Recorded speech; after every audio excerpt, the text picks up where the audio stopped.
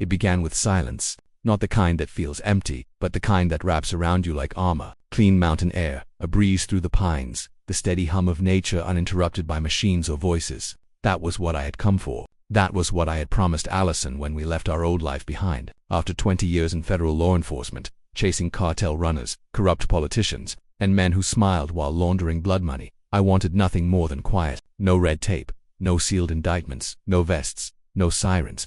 Just land, water, and family. We found it in Virginia, tucked into the folds of the Blue Ridge, a modest house, a private spring-fed lake, a shoreline that felt untouched. The deed was clear, the surveys true. 70% of the lake belonged to us. The other 30 touched a luxury development called Lakeshore Ridge. The kind of place where every house was a mirror of the next, and every driveway looked like it had been designed by a committee. And of course, they had an HOA.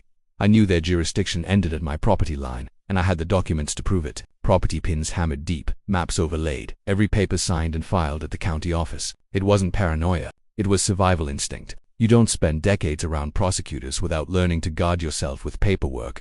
Over the course of 2 years, Allison and I transformed that wild patch of water into something alive again. We cleared weeds, planted natives, stocked the lake with fish. I built a dock with my own hands, a fire pit, a cedar gazebo that nearly broke my back under the July sun. But when it was finished, Allison looked at it like it was a palace. That was enough. And for her birthday, I wanted to bring life to the lake in a different way. Laughter, kids playing barefoot in the grass, the smell of smoke and grilled food drifting across the water. It was perfect. Too perfect. Allison wore the blue dress I loved. Guests filled the gazebo with laughter. Children ran like deer along the shoreline. I stood by the grill, beer sweating in my hand, and thought for the first time in years I had finally made it out. Then the shouting began. At first it blended with the music, faint like an echo off the trees. Then the speaker died mid-song silence, cutting the party in half. A man's bark, brittle and self-important, reached us from the trail. Heads turned, kids froze. Then came the procession. A woman at the front, silver hair cut sharp, posture like a courtroom judge, a megaphone gripped like a weapon. Behind her, 2 men in black tactical vests, the kind of weekend warriors who buy gear online and practice stances in their garage. And then, as if on cue, a half-dozen teenagers in lime green vests that read Protect Lake Virginia, clutching laminated photos of dead fish and banners printed on cheap vinyl. Her name was Karen Graves, though I hadn't met her yet. HOA president, former district attorney, clipboard queen turned megaphone general. She didn't say hello. She raised that megaphone and declared my wife's birthday party a violation of environmental regulations. Her voice tore across the water like an air raid siren. She accused us of polluting the watershed, occupying public land without a permit. She claimed the shoreline belonged to Lakeshore Ridge, her kingdom of uniform mailboxes and approved trash bins. Then her guards moved. One yanked the plug from the speaker system, killing the music. Another stalked toward the grill with grim intent, muttering fire hazard as he reached for the lid. I stepped between him and the food, and for a heartbeat we stared each other down. Touch that, I said evenly, and you'll be chewing spatula for weeks. That was the moment everything cracked. Allison's cousin Dan, 6'3" and newly divorced with too much to prove, swung a haymaker that spun one of the guards into the fire pit. Caleb, my old friend built like a freight truck, dropped the other with a wrestling pivot. Children screamed, guests scrambled, a juice box fell in the grass, and I pulled out my phone record, dial sheriff, on the other end. The dispatcher's voice was calm, almost bored. Already getting calls, she said. Deputies en route. I moved to the gate camera feed, the one I'd installed weeks before. I rewound, and there she was, Karen herself, pacing like a general before battle, telling her ragtag eco-warriors disrupt everything. Don't let them get comfortable. We'll make them surrender the shoreline by August. Clear as day, stamped with the times, uploaded to the cloud. Evidence before the fight had even started. The sheriff's SUV arrived minutes later. 2 deputies stepped out, steady hands and flat eyes. One of them my new deputy, Lisa Palmer. No patience for theatrics, sharp enough to see through smoke. She asked for my phone, reviewed the footage, then turned to Karen. Ma'am, are these your employees? They're private contractors, Karen snapped. Licensed to enforce HOA boundaries, any idea? They're off-duty. Silence stretched like a wire. Lisa turned back to me. Do you want to press charges for trespassing and assault? Not yet, I thought. Not yet. I want a full report, I said. And I want this on record. By the next morning, Karen's counterattack arrived in the form of a summons, a civil complaint, wrapped in HOA letterhead, accusing me of everything from nuisance to threatening behavior. Allison sat at the table, pale, unreadable. She's coming after us, Ray. Legally, publicly. I laughed then, though it wasn't funny. Then we answered the same way. I called in a favor. Joanne Steele, former JAG prosecutor, real estate attorney, and one of the sharpest legal minds I knew. She flipped through Karen's complaint, raised an eyebrow and said, "This is a bluff. She wants to drain you through attrition." Then we don't play defense, I told her. We go nuclear.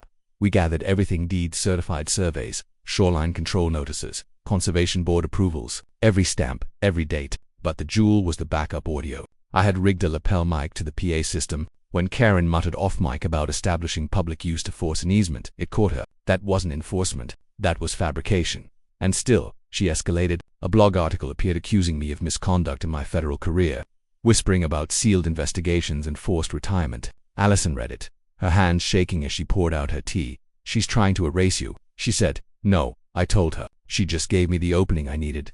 I pulled out a USB drive. On it was the statement I'd recorded years ago when I walked away rather than lie under oath. The truth about corruption, silenced inquiries, buried cases. I had sworn I'd never release it, but Karen had pushed me to the edge. I called a reporter. I have a better story, I said, on the record.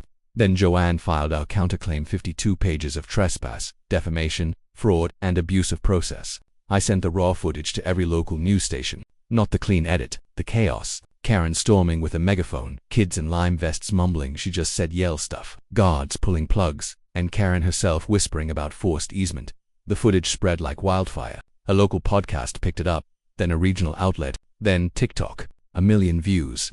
Then 2 comments poured in: HOA gone wild. Props to Ray, protect your gazebo. But the real weapon was public records. Joanne filed a request, and sure enough, buried in a pending approvals folder at the planning board was a revised HOA jurisdiction map, dated 2 months prior. No adjacent owner signatures, no hearings, just a rubber stamp, and the new perimeter conveniently wrapped around my 70% of the lake. When we presented it at the planning board meeting, the room fell silent. A city official, pale, stammered, "Are you accusing the HOA of fraudulent map submission?" "No," I said, "I'm proving it."